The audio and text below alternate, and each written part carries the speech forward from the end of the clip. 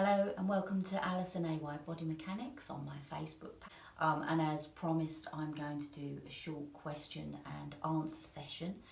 One of the many questions that I've had recently is about foot care, in particular certain conditions like plantar fasciitis, and also a lot of problems with pain radiating not just from underneath the foot but from radiating up, and the causes that that's associated with calf pain, so pain in the muscle at the back of the leg. So what I wanted to do was just kind of go through a couple of pointers on what plantar fasciitis is in particular. So I've got my little feet here just to show you. So when we suffer with plantar fasciitis, one of the problems that happens is we get a burning sensation around the heel area, and this can be also felt running along underneath the arch of the foot. And one of the problems that we have, and I'll show you in a minute on the diagram, is that the plantar tendon, which runs down here, so where you've got underneath the foot, can sometimes become inflamed. There are many things that can cause plantar fasciitis or foot pain. It used to be that ill-fitting shoes, especially heels, or kind of shoes that really encase the feet, so especially if you think about if you're working in a factory, or those kind of boots which constrict the area, would cause this inflammatory response, so running along underneath here. Sometimes if we vary in weight, so if we go for a phase where we put on a lot of weight and then lose weight, that weight bearing on that particular part of the foot can actually cause pain. So if we look at this diagram, as you will see, when we look at the actual plantar and the fascia, and all the fascia is kind of like the connecting tissue underneath here, you will see that this becomes very overstretched, very tight, and then what happens is you get a level of inflammation around the heel, which is where some people say that they can feel that burning, that stabbing pain going up into that area. Also, if we look at this other diagram, when we look at the actual kind of the ligaments that attach, so we've got the heel area and then where they attach into, as you can see, where the toes are, and also underneath the feet. So when this pulls and retracts, that's what causes that burning sensation. So just to keep it simple, so I don't want to go into too much anatomy on this. So what can we do to prevent this? Well, the first thing that we would say is to make sure that you get some kind of shoe that actually gives you support. And when we say about the support, we want to support the arch. So sometimes, even if you're standing on your feet for a long period of time, also having something with a cushion. So Skechers Go Walks, other shoes which actually soften. You can get gel inner soles. I would also say if you're going to go for gel inner soles, go for something that's like the separate heel gel inner sole, because that would be better.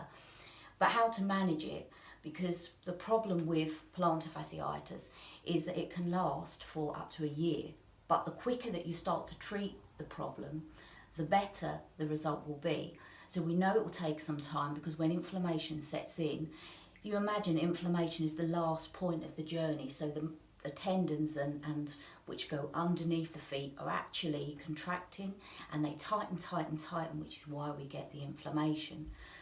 So going forward as well, if you start to suffer and feel any cramping or pain or discomfort coming to underneath the feet, before you let it get to the stage of plantar fasciitis, there are a few simple things that you can do.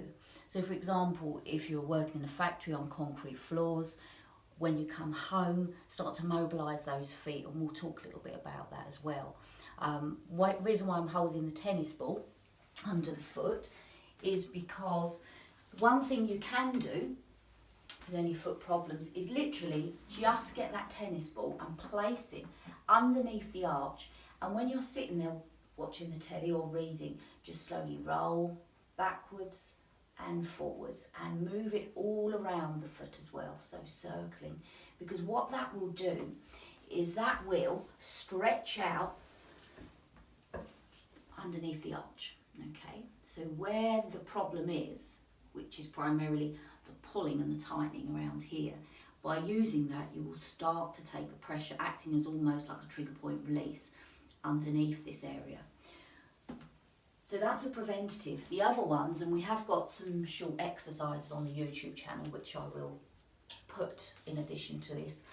Basic foot exercises. Whenever you can, stand barefoot and really stretch out the toes. At first, don't worry, if you place your foot on the floor and you think, well, actually, my toes don't seem to move. So what you do, you place the little toe and you stretch out, stretch, and release.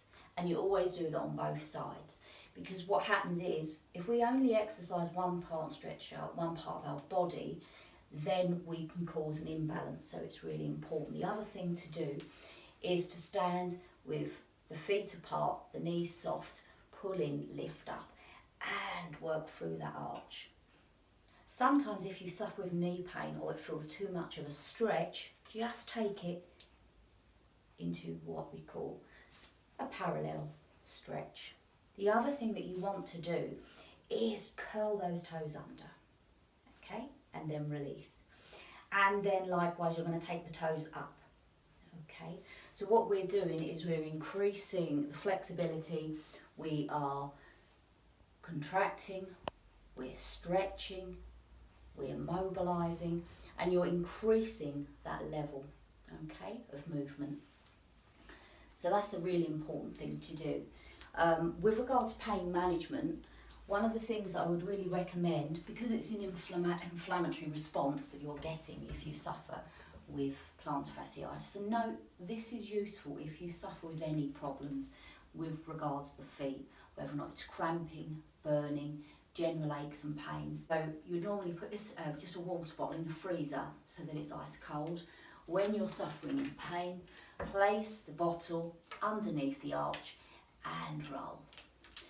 What that will do is the cold will help to reduce the amount of inflammation, but it's also a way of controlling and dealing with pain management. We know that non-steroidal anti-inflammatories will help, ibuprofen or another one in short term, but wherever you can do anything naturally, I believe is always better, but sometimes you will need to have intervention. So with the simple exercises, also taking that pressure off the feet when you can and resting when you can will help.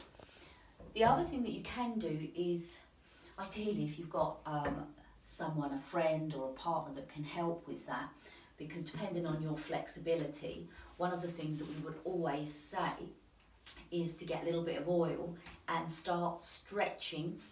Okay, I'll show you. Get my feet clean. Is to start stretching through the foot. So what we're doing is we're actually, okay, applying 2 fingers and stretching. And stretching. So what you're doing is you're creating this length and stretch on the plantar and also from here. This will be painful and tender, so what you want to do is pull back slightly and stretch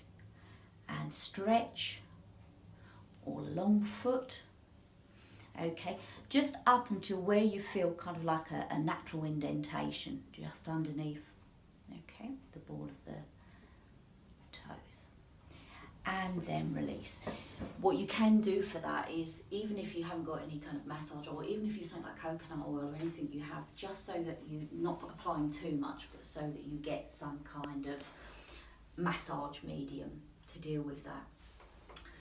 So for just general tips as well, when we have plantar fasciitis or foot pain, our gait changes. And so one of the things when we have a problem with the foot, I'll give you an example. If my right foot's aching, what I'll tend to do is place less weight on the right side. So all of a sudden, I'm taking more weight onto the opposite side. So one of the things that I would encourage you to do is when you're standing, try to place the weight evenly, but soften the knees and pull in the abdominals, just so that whenever you can, you're bringing your body back to natural balance. So that's specifically around the foot. Now, if I show you the other important area to treat, okay, is what we call the calf muscles or the the actual, we call it the gastrocnemius, which is the double-headed muscle, and underneath is the soleus muscle, and of course here, which is the Achilles.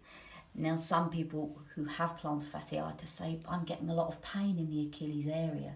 And the reason that that happens is because if you imagine, if underneath the foot everything is contracting and tightening, then the Achilles, which as you can see goes right into the heel area, you imagine that will start to tighten because it's tightening underneath. So one of the things that you need to do is make sure that you stretch out the Achilles. And it's really important and very simple to do this, but I'm going to show you a simple exercise. Most of you, if you've done running, might be familiar with, where you step back, you place the heel onto the floor and you stretch out the back. Now, when we're dealing with a specific issue, for example, really trying to work on the Achilles, what you don't want to do is lean forward or press against it. What I want you to do is really focus on keeping the body upright, the posture upright, and pushing the heel away. You'll notice that my foot is parallel, and again, likewise. So the feet are parallel, making the hips parallel so that you're actually concentrating. Your brain will then focus on the muscle that we're trying to stretch, on the tendon, the Achilles tendon and the gastroc, and then we would step out of that. And repeating on the other side. It takes 8 seconds for the brain to activate to stretch, so you would double that at least, okay, 16 to 20 seconds. The other one that works in combination is the soleus stretch. So again, we're pulling in, we're lifting in, we're stepping back just a little bit, heel goes down, and then we bend. So what we're doing is we're not placing all the weight into the back leg, but what we're doing is we're stretching the deeper muscle. Okay, and again you would hold it for the same amount of time, and on the other side.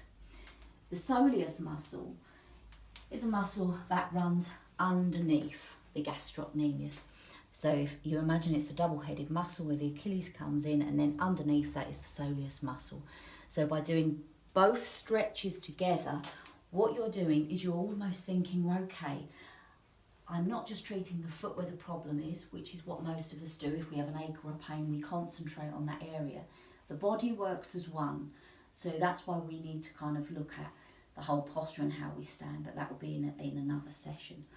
The other thing that you need to do, so we've talked about the gastroc, the soleus muscle. The other thing that we need to look at is how we stretch out, okay, the muscle that runs along the top, okay. So we call it, looking at the anterior tibialis, this section, what you need to do is also point and flex, and point and hold.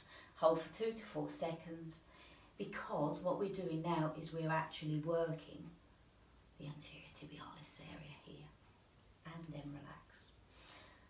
So with that small combination of things that I've said, hopefully that will give you some information on how you can treat and deal with foot pain. Remember, with any part of the body, always when you get something that aches initially and then goes off, think about where it come from, what it can do to stop it, because normally when we leave things, that's when they get worse. So I hope you found this helpful, and I'll also be submitting another series of short videos. I've got quite a few other questions that people have posed, but this one, where I had 5 or 6 emails just asking about, the foot problem in particular, hopefully that's kind of covered it. We've concentrated on the plantar fasciitis, but we'll deal with other areas and issues. Thank you.